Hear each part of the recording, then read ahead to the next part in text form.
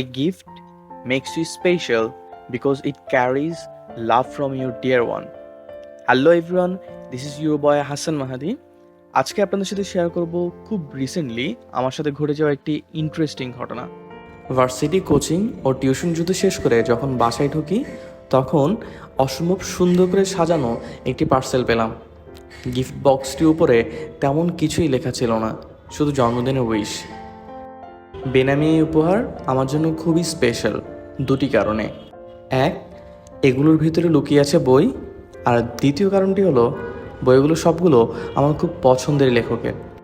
আর বলা হয়ে থাকে, a book is a spectacular gift which you can open again and again. চলুন তাহলে আপনাদের মতো স্পেশাল মানুষদেরকে সঙ্গে নিয়ে রহস্য উন্মোচন করি এই স্পেশাল উপহারটির। মোড়কটি উন্মোচন করার পরপরই দেখতে পাই অসম্ভব সুন্দর কাভারের একটি বই। বইটি একটি ইংরেজি সাহিত্য। বইয়ের নাম কিং অফ ফ্রড, লেখিকা অ্যানা হিউয়াং। অ্যানা হিউয়াংয়ের এর আগে একটি টুইস্টেড সিরিজ ছিল, যা অসম্ভব বেশি পরিমাণে ফেমাস হয় সবার কাছে, আমার নিজেরও খুব পছন্দের ছিল। এবং এরপরে এই সিরিজটি আসলে অনেক বেশি পরিমাণে আশা যোগাবে।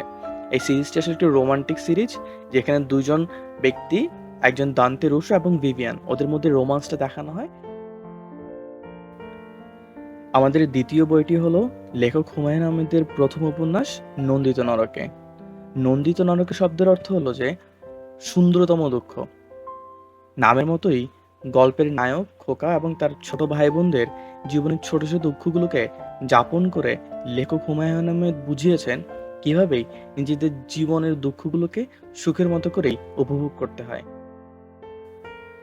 আমাদের তৃতীয় বইটি হলো হুমায়ুন আহমেদের লেখা আরেকটি বই নক্ষত্রের রাত।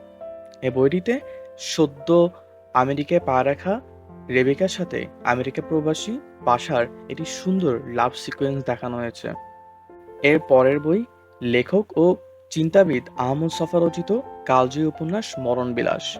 গ্রন্থটি প্রকাশিত হয় ৮০-এর দশকের ক্রান্তি লগ্নে।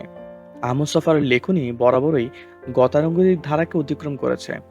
মরণ বিলাস এর উৎকৃষ্ট একটি উদাহরণ।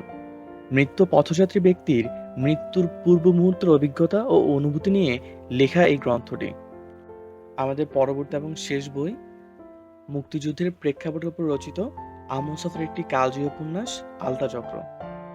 আলতা চক্রের মূল প্রোটাগনিস্ট দানিয়েলের সাথে তার প্রেমিকা তাইবা, এই দুইজনকে কেন্দ্র করে তাদের মধ্যকার অস্পষ্ট ভালোবাসা, মানসিক টানাপোড়েন, যুদ্ধ নিয়ে বিভিন্ন গোষ্ঠীর বিভিন্ন দৃষ্টিভঙ্গি চিত্রায়িত হয়েছে আলতা চক্র উপন্যাসে। সো এই হলো আমার রহস্য উন্মোচনের ইতিহাস। আপনারাও জানিয়ে দিন কে কবে কোন বই পেয়ে আমার মতো এরকম চমকিত হয়েছিলেন। সেই পর্যন্ত সবাই ভালো থাকুন, সুস্থ থাকুন। টাটা, আল্লাহ হাফেজ, সায়নার, গুড বাই।